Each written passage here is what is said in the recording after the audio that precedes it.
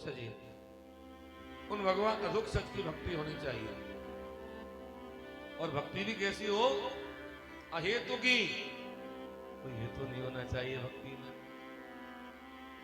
भगवान का भजन करो, लेकिन भगवान का भजन निस्वार्थ भाव से करो। यदि कोई भी धर्म का काम आप स्वार्थ भाव से करोगे तो उसका पूर्ण फल प्राप्त नहीं होगा। ये भागवत का पहला प्रश्न से कह रहा है इस बात। भाई हम धर्म से कमा के खाते हैं, 12 महीने हमारा धर्म से कमा के खाते हैं हम, बिल्कुल हमारी वृत्ति है ये तो। कर्म कांड करना, पूजा पाठ करना, ये सारा काम हमारा कर्म है, हमारा धर्म है। लेकिन परमात्मा की जो भी कर्म है, उस अधोक सज का जो कर्म हम कर रहे हैं, अहेतु की भक्ति से करो। हेतु नहीं होना चाहिए। अब हमारा हेतु तो यही है, हमारा कुटुंब पालन चल रहा है, परमात्मा का भजन पूजन करते हैं, पाठ पूजा करते हैं और हमारा गृहस्थ पालन हो रहा है, कोई दोष नहीं है इसमें। लेकिन भक्ति करें, दिन रात भक्ति कर रहे हैं, दिन रात भगवान से मांग रहे हैं, अब ये और हो जाए, अब ये और हो जाए, अब ये और हो जाए, तो वो भक्ति करना फिर सार्थक नहीं है, उसमें सार्थकता कम है।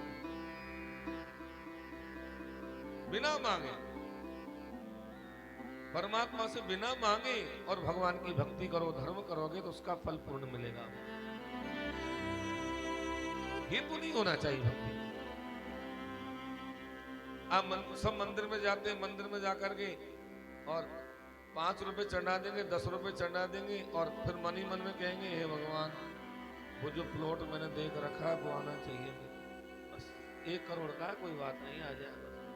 पत्नी की तबीयत भी थोड़ी खराब रहती है, बीपी वगैरह सही हो जाए प्रभु, और वो बहू का भी स्वास्थ्य जरा सही हो जाए ना, पोता भी जरा थोड़ा सही बीमार सा रहता है, सारी बातें खोल दें। भगवान कहेंगे, हे भगवान ये यहाँ मुझे ढोक देने आया, कुछ मांगने आया है, ये तो मांगता ही जा रहा है, 10 रुपए दिए हैं और करोड़ रुपए मांग रहा है। मंदिर के बाहर भिखारियों की लाइन लगी रहती है। अब वो भिखारी यदि रोज के रोज हमसे कुछ मांगेंगे तो हमको गुस्सा आएगा कि नहीं आएगा? हम गाड़ी से जब जाते हैं तो चौराहे पे भिखारी मिलते हैं, कभी दे दिया। अब रोज को रोज जगह जगह भिखारी मिलेंगे, वो पैसे मांगेंगे तो गुस्सा आएगा कि नहीं आएगा? क्या यार, ये हैदराबाद में क्या माहौल बना रखा है, भिखारियों ने, जहां खड़े हो जाओ वहीं आके मांगने लग जाते हैं। गुस्सा आता है, भगवान को भी गुस्सा आता है कि क्या है, सब कुछ दिया हूं फिर भी मेरे सामने आकर के रोज को रोज मांगता है, रोज मांगता है, ये दे दो, ये दे दो, ये दे दो, ये दे दो। अरे बाहर तो भिखारी कम है, भीतर भिखारी ज्यादा आ रहे हैं। मंदिर के बाहर से ज्यादा भीतर भिखारी आ रहे हैं भाई। तो भागवत ये कहती है कि भगवान के सामने जाओ तो केवल परमात्मा को मांगो या परमात्मा की भक्ति को मांगो, और दुनियादारी की चीजों को कम मांगो, मत मांगो या कम मांगो। भगवान की भक्ति अहेतु की होनी चाहिए। अहेतुक्याम प्रतिहता हेयात्मा संपत्ति। हमारी भक्ति में यदि कोई हेतु नहीं होगा तो हमारी भक्ति के और 2 पुत्र पैदा हो जाएंगे, जिनका नाम है ज्ञान और वैराग्य। जब ज्ञान वैराग्य पैदा हो जाएंगे तो हमारी भक्ति की सार्थकता हो जाएगी। यदि ज्ञान वैराग्य पैदा नहीं हुए तो हमारी भक्ति बांझ रह जाएगी, कोई मतलब नहीं है भक्ति का। ज्ञान वैराग्य भी होनी चाहिए, भक्ति के साथ साथ हमारे अंदर ज्ञान भी आना चाहिए, तो वैराग्य भी होना चाहिए, तब जाकर के हमारा जीवन निकलेगा। ज्ञान नहीं होगा तो क्या होगा? बोले ज्ञान के अभाव में हम पूजा नहीं कर पाएंगे विधि विधान से। पूजा पद्धति को नहीं जान पाए, ज्ञान ही नहीं है, कहीं कुछ भी कर रहे गलत हो रहा है। भाई पूजा विधान तो होना चाहिए। अब वो कब आएगा? जब हमारे अंदर ज्ञान होगा। और वैराग्य बिना क्या होगा? बोले वैराग्य के बिना भगवान के भजन में मन नहीं लगेगा। जीवन में थोड़ा वैराग्य भी आना चाहिए। यदि वैराग्य नहीं होगा तो इधर उधर मन भटकेगा, माला लेके बैठोगे इधर उधर मन भागेगा, बिल्कुल मन नहीं लगेगा। और मन कब लगेगा? जब हमारे जीवन में वैराग्य होगा। ये तीनों जब होंगे तब हमारे जीवन की सार्थकता होगी। आपने कहा कि कौन से देवता को पूजना चाहिए, कौन से को छोड़ना चाहिए? अरे भाई सबको पूजो, हम तो ब्राह्मण हैं, सबको पूजते हैं, सबकी पूजा कराते हैं। शंकर जी का अभिषेक आ गया तो शंकर जी का अभिषेक कर रहे हैं, हनुमान जी की पूजा करा रहा है तो कोई भाई सुंदरकांड कर देंगे, चलो ठीक है, जो काम आता है सब करना पड़ता है। तो कहने का मतलब क्या है कि सबको पूजो, सबको प्रणाम करो, लेकिन इष्ट एक होना चाहिए। सबसे बड़े कौन है? सबसे बड़े तो वासुदेव हैं। वासुदेव का मतलब क्या है? वासुदेव का एक मतलब है भगवान वसुदेव जी के पुत्र हैं वासुदेव, एक तो ही हो गया। लेकिन वासुदेव नाम तो बहुत आदिकाल से चला आ रहा है भगवान का। तो वासुदेव शब्द का अर्थ क्या है? वसु, बसति सर्वम वसु, जो सब जगह बसे वो वसु। बसति सर्वम वसु चासु देवस्य देवस्य वासुदेव, जो सब जगह रह करके सारी संसार का संचालन करे वो वासुदेव, उसको कहते हैं वासुदेव। तो वासुदेव परा वेदा, वासुदेव परा मखा, वासुदेव परा योगा, वासुदेव परा गति। ये सारा संसार वासुदेव के नीचे है, वासुदेव के नीचे योग है, वासुदेव ही गति को देने वाले, वासुदेव ही सब प्रकार से जीवात्मा का कल्याण करने वाले भगवान।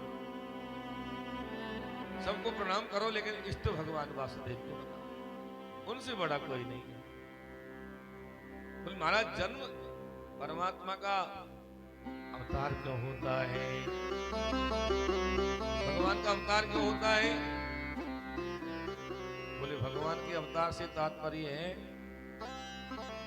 देखो अवतार केवल परमात्मा का होता है।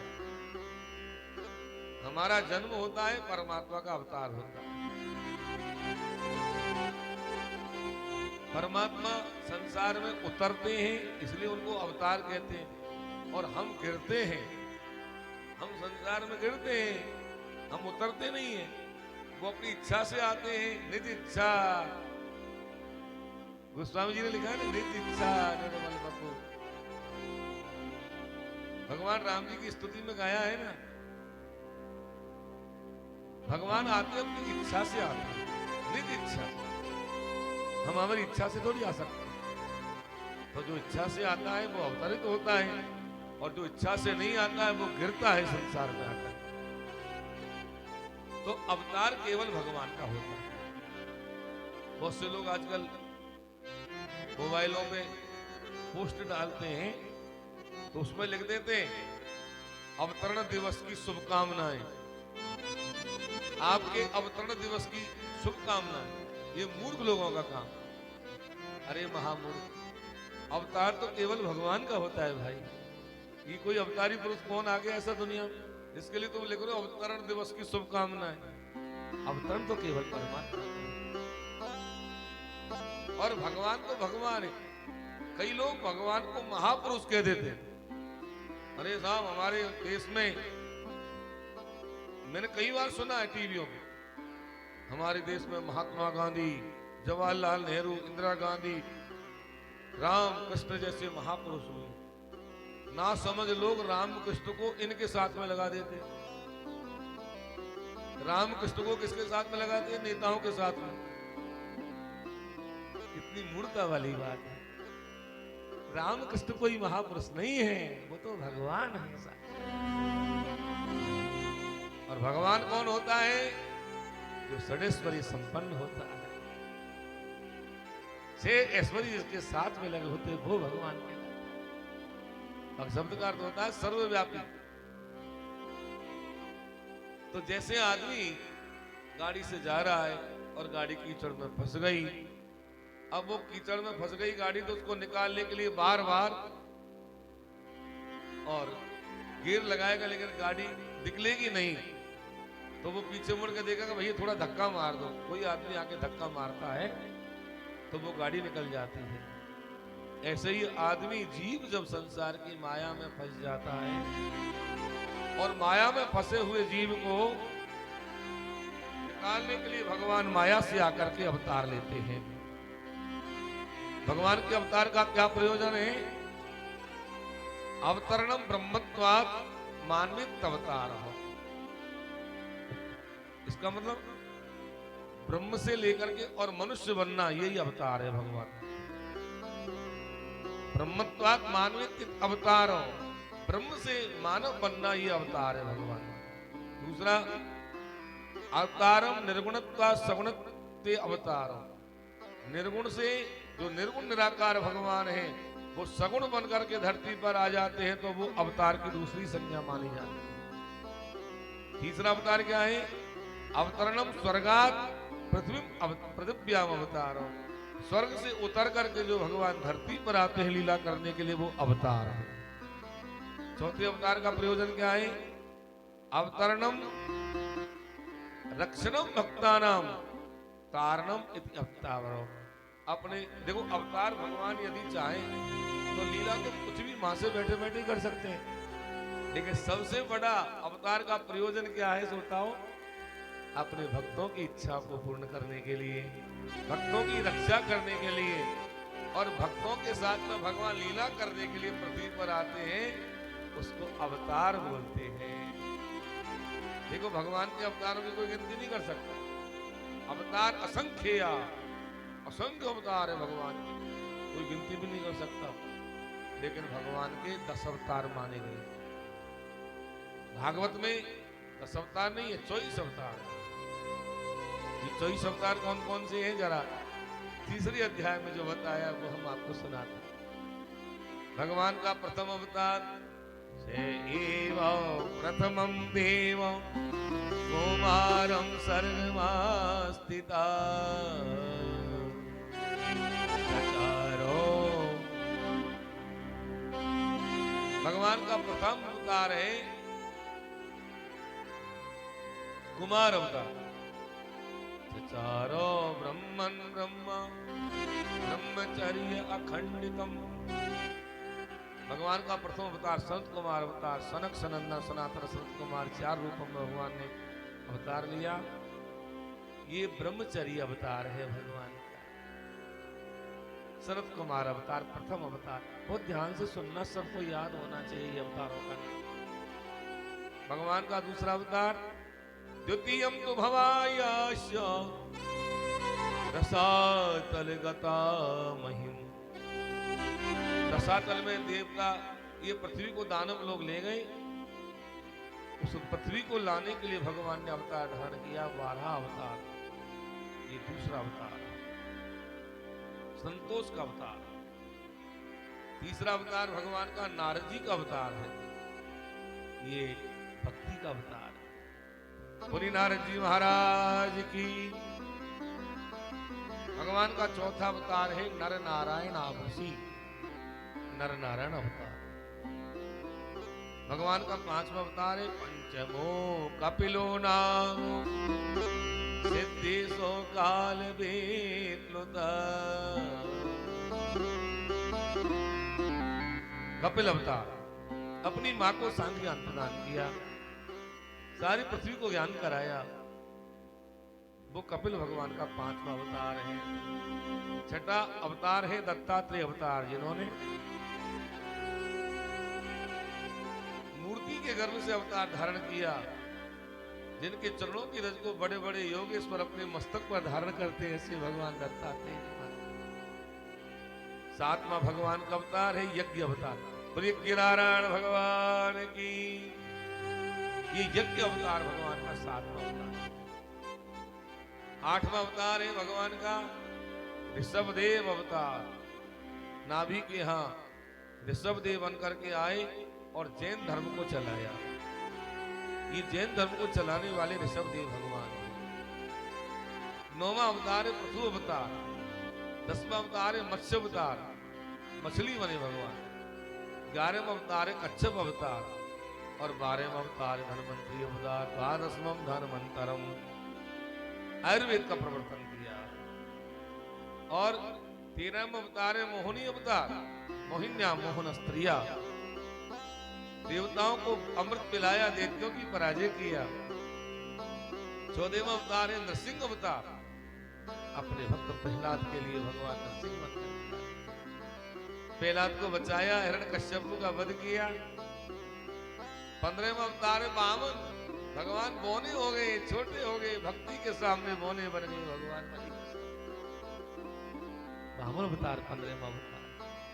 16वें अवतार है परशुराम अवतार। क्षत्रियों को जो अभिमान हो गया बल का, उस अभिमान को दूर करने के लिए भगवान ब्राह्मण कुल में परशुराम बन करके आ गए, क्षत्रियों का धर्म धन कर दिया। 17वें अवतार है व्यास अवतार। बोले व्यास भगवान की। भगवान व्यास जी बन करके आए हैं धरती पर, स्वयं विष्णु का अवतार है ये व्यास अवतार। हम जहां बैठे हैं ये साधारण गद्दी नहीं है, ये बहुत बड़ी गद्दी है, ये विष्णु भगवान की व्यासपीठ है। भगवान विष्णु की ही गद्दी है ये साक्षात।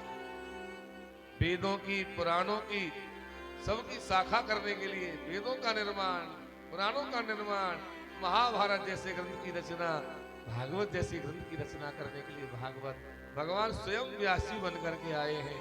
ये 17वां भगवान।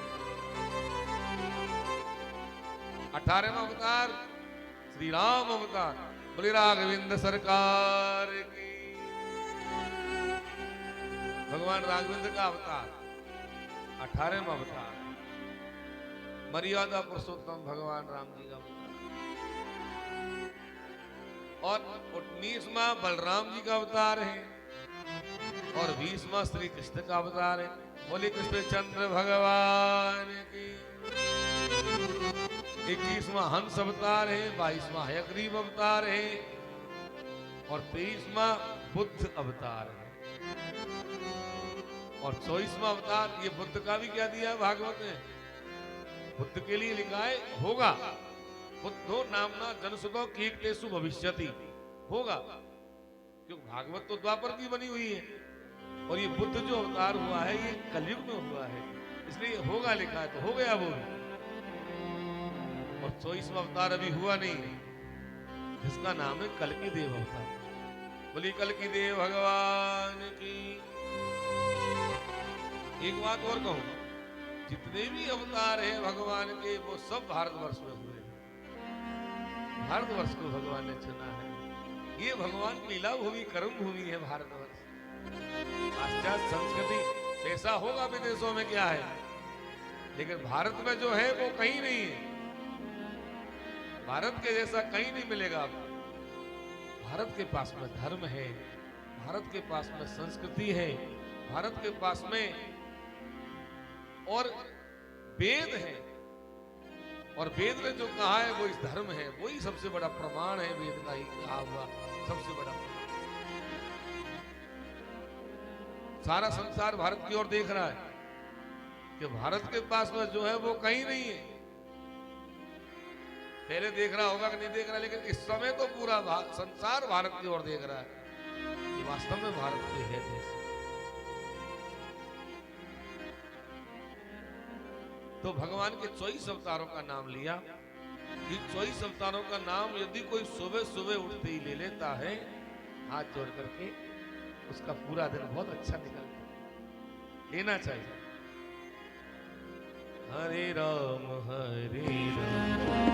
राम राम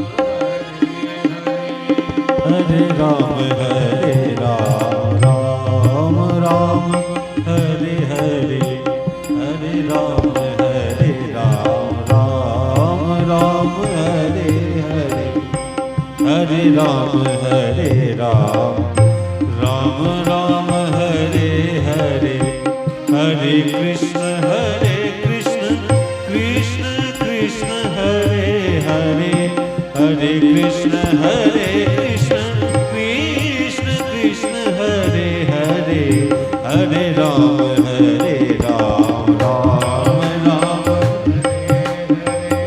हरे राम, हरे राम राम राम हरे हरे, हरे राम राम राम हरे हरे। ये महामंत्र है भगवान का, महामंत्र है और मंत्र है, ये महामंत्र है।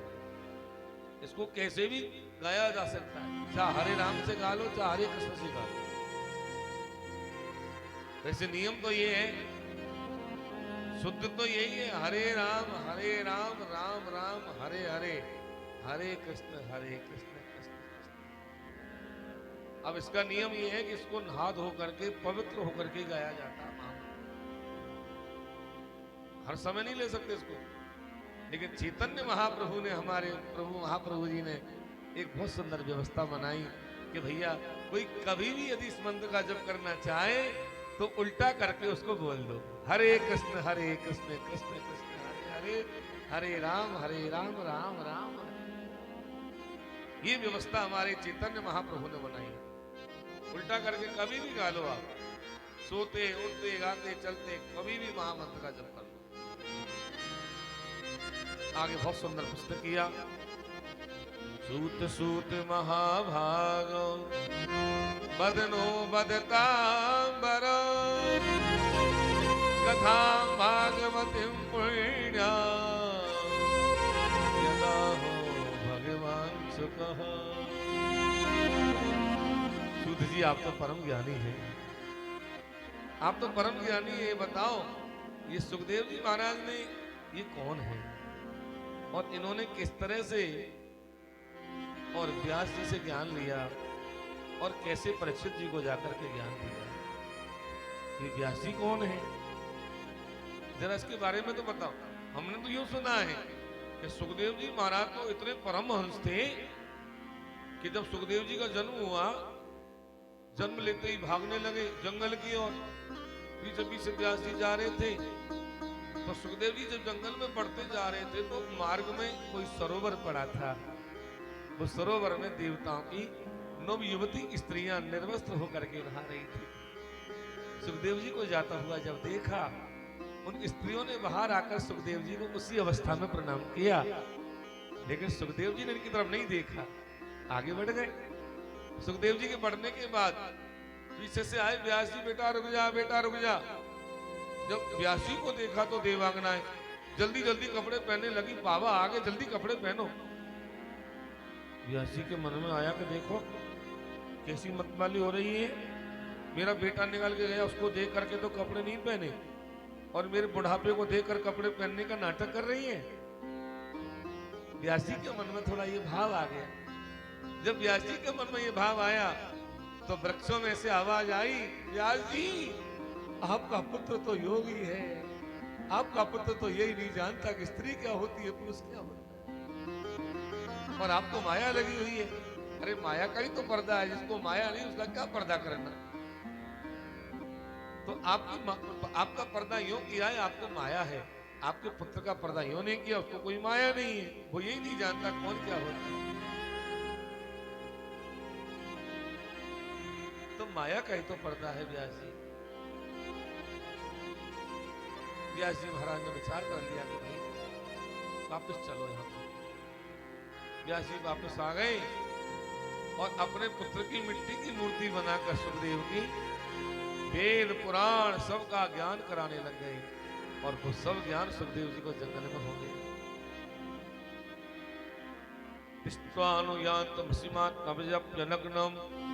देव्यो हिया परिधो नसुतस्य चित्रम तद्वीक्ष पृच्छति गुरो जगदुस्तेवास्ति दीपं विदाम नतसुतस्य विविक्तदस्ति।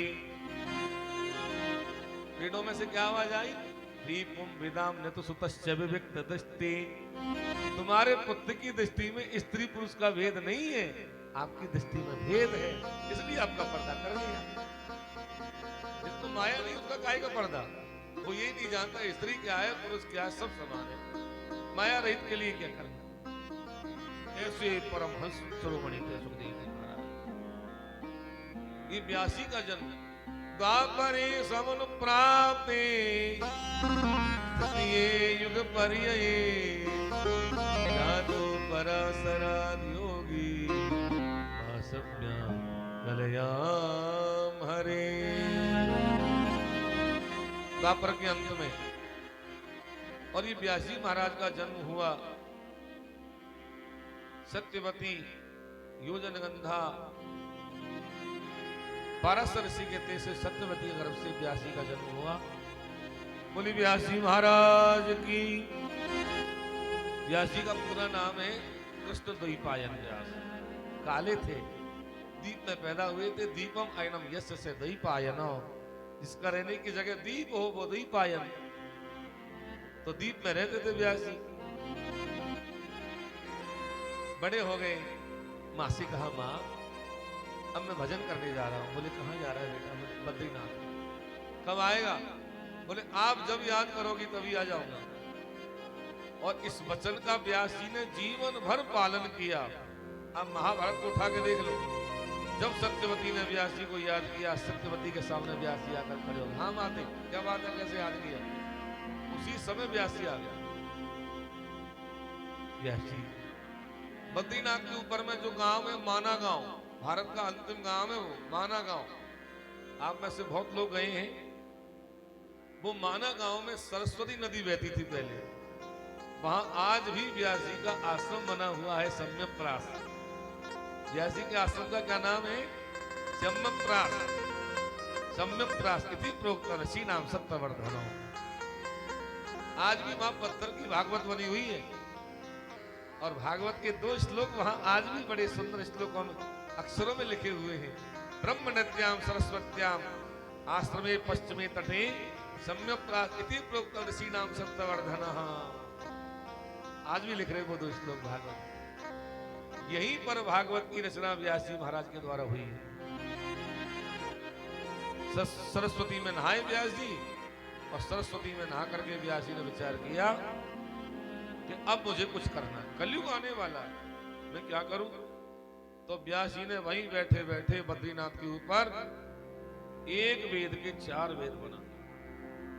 पहले एक ही वेद था, ऋग्वेद, लेकिन ऋग्वेद से व्यास जी ने 4 वेदों को बना दिया। ऋग्वेद, यजुर्वेद, सामवेद, अथर्ववेद।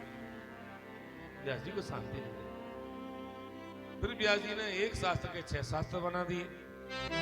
शिक्षा, कल्प, व्याकरण, ज्योतिष, निरुक्त, छंद।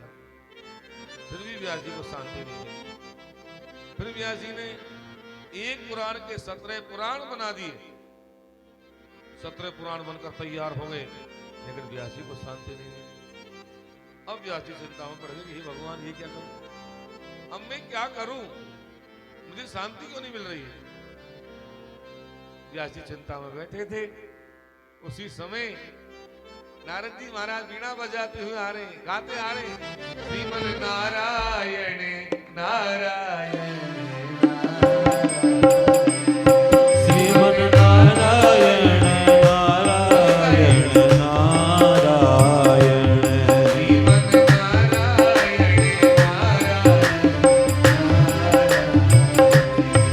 श्रीमन नारायण नारायण।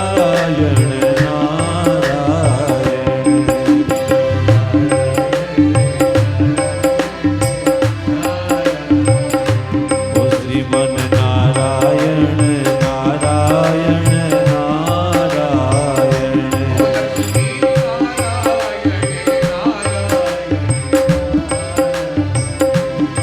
लक्ष्मी नारायण नारायण नारायण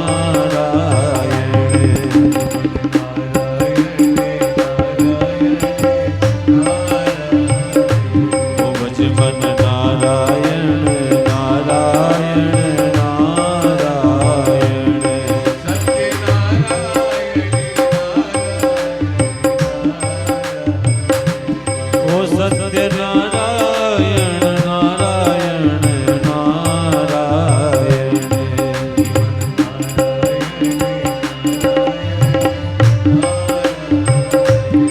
श्रीमन नारायण नारायण नारायण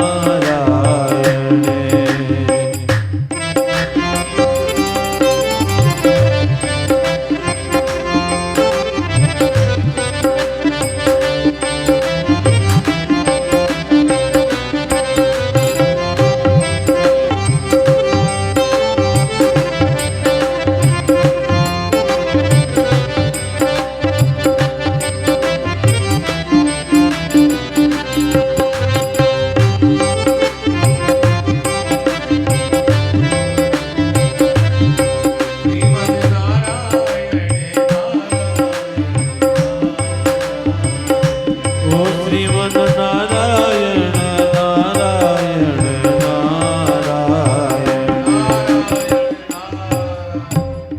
नारद जी पधारे। नारद जी ने आकर के व्यास जी को चिंता में देखा तो नारद जी ने क्या कहा कि पाराशर्य महाभागो भवतो पच्चिदात्मना परितुष्यति शरीर आत्मा मानस एव वा। हे पाराशर जी के पुत्र व्यास जी, क्या बात है? वो चिंता में हो? मुझे बताओ क्या बात है? व्यास जी ने हाथ जोड़ लिए, बोले महाराज क्या बात? अस्तेन में सर्वमिदं तो युक्तम तथापि नात्मा परितुष्यते में। मैंने महाराज बहुत प्रयास कर लिया शांति के लिए, लेकिन कुछ मुझे शांति नहीं मिली। क्या हुआ? व्यास जी ने कहा मैंने एक वेद के 4 वेद बना दिए, एक शास्त्र के 6 शास्त्र बना दिए, एक पुराण के 17 पुराण बना दिए, महाभारत जैसा ग्रंथ मैंने लिख दिया, लेकिन मुझे शांति नहीं मिली। क्या करूं? नारद जी हंसे। आप हंस क्यों रहे हो महाराज, ये बताओ। नारद जी बोले अभी मैं जब आ रहा था ना तो रास्ते में एक सरोवर मिला। सरोवर को देख के मैंने सोची हाँ या मैं नहाएंगे आराम से, बहुत बढ़िया पानी है। तो नारद जी कहते हैं जैसे ही मैं पानी में नहाने को उतरा तो मेरे आधे आधे पैर कीचड़ के मर गए। अरे राम राम राम राम, गंदा सरोवर, ये नहाने की जगह नहीं है, ये तो कौओं के रमण करने की जगह, हंसों की रमण करने की जगह नहीं है। चलो आगे चलते। व्यास जी बोले मैं कुछ समझा नहीं, क्या कहना चाहते हैं, पहले काय को बुझा रहे हो? तो नारद जी ने कहा व्यास जी आपने 4 वेद 6 शास्त्र 17 पुराण बनाए, लेकिन परम हंसों के लिए क्या बनाया? परम हंसों के लिए आपने क्या किया? जो भगवान के परम भक्त हैं उनके लिए आपने वेदों की रचना कर दी, लेकिन वेदों की भाषा इतनी क्लिष्ट है हर आदमी नहीं समझ सकता, हर आदमी नहीं पढ़ सकता। आपने पुराणों की रचना कर दी, पुराणों में इतनी खींचतान मचा दिया कि एक पुराण दूसरे पुराण की खंडना मंडना कर रहा है। शिव पुराण को देखो तो शिव जी की महिमा गाएगा, देवी पुराण को देखो तो देवी संसार में कोई और दूसरा है ही नहीं, विष्णु पुराण को देखो तो सारा संसार विष्णु से ही चल रहा है। लेकिन आपने उस लीलाधारी ठाकुर जी के बारे में कुछ गाया नहीं। बोले मैं काय में से लिखूं, कुछ लिखने को भी तो मिले। बोले श्रीमद् भागवत की रचना करो। बोले काय में से करूं? नारद जी बोले मैं बताता हूं, उसमें से करो। तब नारद जी ने चतुश्लोकी भागवत का ज्ञान दिया। ये चतुश्लोकी नारद जी को कहां से मिली? ब्रह्मा से मिली। और ब्रह्मा जी को कहां से मिली? भगवान नारायण से मिली। अभी चतुश्लोकी आगे समझाएंगे थोड़ा, जब भगवान ब्रह्मा को ज्ञान देंगे दूसरे स्कंद में, तब आपको चतुश्लोकी का ज्ञान समझाएंगे। नारद जी ने आकर ब्रह्मा जी को, यहाँ व्यास जी को चतुश्लोकी भागवत का ज्ञान दिया, और चतुश्लोकी का ज्ञान देकर के व्यास जी को और नारद जी चले गए। नारद जी के जाने के बाद व्यास जी ने समाधि भाषा में बैठ करके समाधि में लीन हो गए, सरस्वती नदी में स्नान कर लिया और गणेश जी को सामने बैठा दिया। वो लिखने का काम तुम करो, बोलने का काम हम करेंगे। और व्यास जी महाराज ने श्रीमद् भागवत महापुराण की रचना। जब श्रीमद् भागवत बनकर तैयार हो गया, भागवत जी बन के तैयार हो गई, तब व्यास जी को पूर्ण शांति प्राप्त हो गई। बोलिए भागवत भगवान की। अब व्यास जी ने विचार किया कि भाई भागवत तो बन गई, पर इसको पढ़ने वाला भी तो कोई मिले, उनको पढ़ाए। बोले भागवत को हर किसी को पढ़ने का अधिकार नहीं है, ये परम हंसों की संगीता है। कल हम कह रहे थे आप कि आजकल तो महाराज ऐसा हो गया भागवतों का, मुझे कहना नहीं चाहिए, थोड़ा सा यदि कोई ढोलक वाला मिल जाता है, मजीरे वाला मिल जाता है, तो लड़कियां कोई जच्चे जिस जाति के जच्चे जो ही कथाओं को करने लगे महाराज, आजकल ड्रामा बना दिया कथाओं का। भागवत तो परमहंसों की संगीता है, भागवत तो भागवत है भाई। व्यास जी ने सोचा कि मैं किसको पढ़ाऊं जो उसका पात्र हो। यदि कुपात्र को दे दिया तो वो उसका मामला बिगाड़ देगा। सत्पात्र तो कोई मिले। यदि गलत बर्तन में दूध को डाल दिया तो दूध फट जाएगा। पात्र भी तो कोई मिले। व्यास जी को याद आया कि मैं प्रभु जी को पढ़ा दूं। बोला अरे प्रभु जी से पार नहीं पड़ेगा। महाक्रोधी भगवान के जाके लात मार दी। दुर्वासा के लिए सोचा अरे दुर्वासा तो और भी ज्यादा क्रोधी है, नहीं पड़ेगी बात, तो किसको पढ़ाऊं। फिर व्यास जी को याद आया कि केवल पढ़ने वाला है तो मेरा पुत्र समझिए। निर्गुण प्रभु की समाधि में लगा हुआ है, उसको कैसे बुलाऊं। तब सुखदेव जी महाराज के पास में व्यास जी ने अपने 2 शिष्यों को भेजा और दोनों शिष्यों ने जाकर के भागवत के एक बहुत सुंदर श्लोक को गाया। सुखदेव जी महाराज के सामने जाकर गाया, इबरहा पीडम नटवर बको कर्णयो कर्णिकारो विप्रदेवासो कनक कपिसम वैजयन्तीं च मालां रन्ध्रान् वेणोरधर सुधया पूरयन् गोपवृन्दैः वृन्दारण्यं स्वपदरमण प्राविशद्गीति कीर्ति। भगवान की सुंदर छटा का वर्णन किया, कैसे भगवान गैया चरा करके लौट रहे हैं। सुखदेव जी महाराज के कानों में जब ये शब्द गया, श्लोक गया तो आंख खुल गई। इतनी सुंदरता मैंने आज तक नहीं देखी। बोले भैया और सुनाओ। शिष्य बोले और तो हम नहीं जानते, हम तो एक श्लोक ही जानते। सुखदेव जी महाराज दोबारा समाधि में चले गए।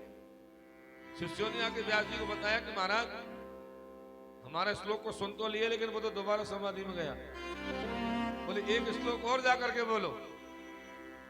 उसके मन में ये भाव आ रहा कि सुंदरता तो बहुत है, पर स्वभाव न जाने कैसा है, पता नहीं स्वभाव का कैसा होगा वो आदमी।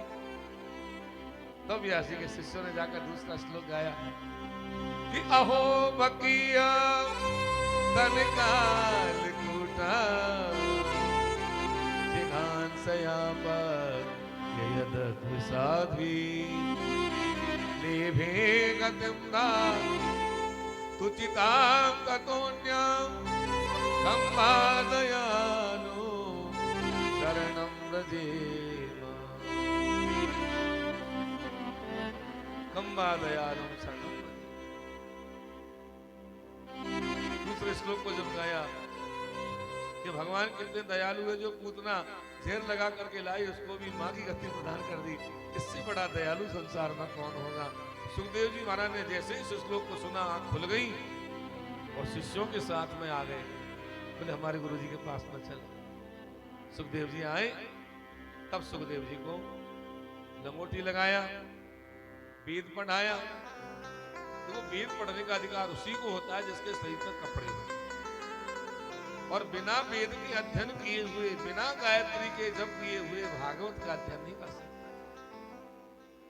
फिर भागवत पढ़ाई है सुखदेव जी को। सुखदेव जी महाराज का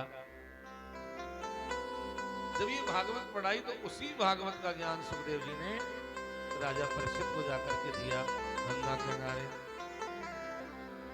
आइए 2 मिनट प्रभु का ध्यान करते हुए। ऐसा क्या काम किया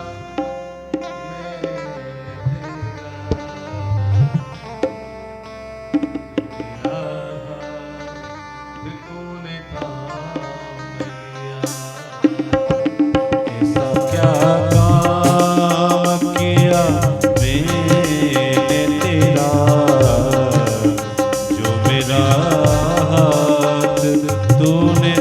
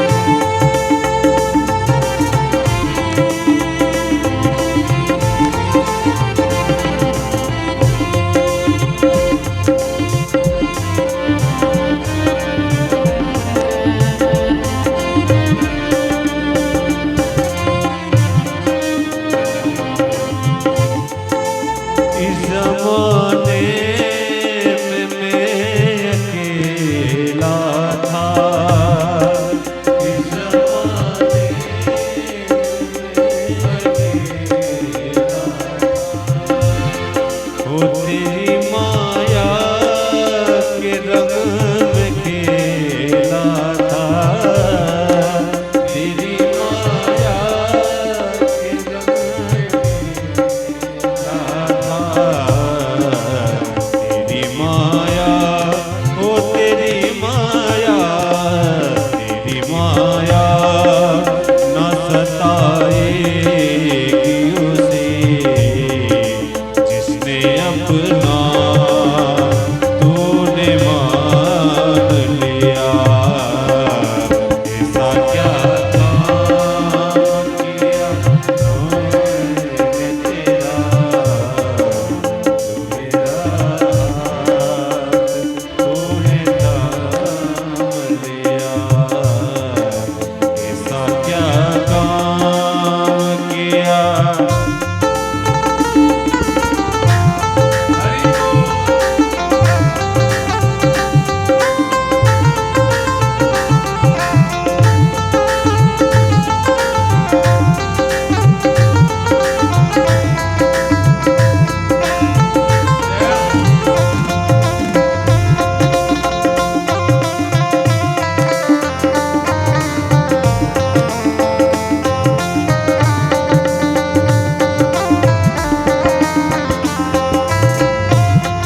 ओ दिन दुखियों का तू सहारा है, दिन दुखियों का तू सहारा। ओ दिन दुखियों का तू सहारा है, दिन दुखियों का तू उड़ती नाव का किनारा है,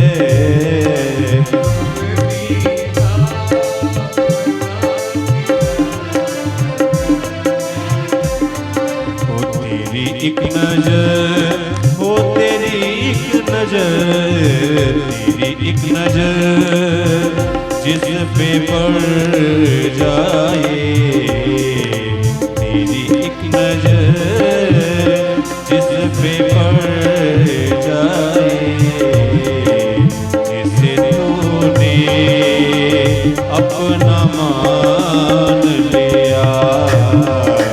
ऐसा क्या काम किया मैंने तेरा, गुजरा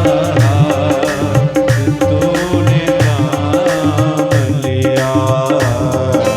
ऐसा क्या काम किया।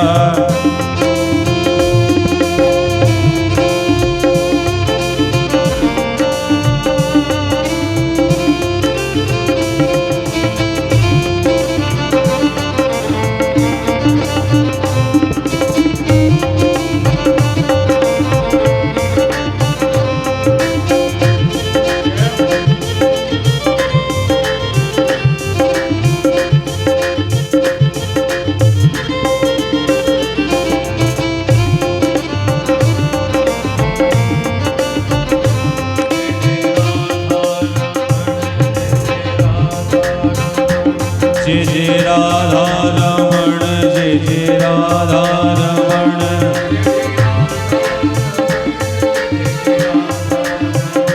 ओ जय जय राधा रमण, जय जय राधा रमण,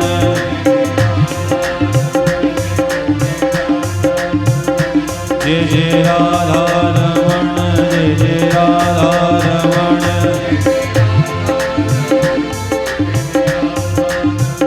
ओ जय जय राधा रमण, जय जय राधा रमण। किया मैंने तेरा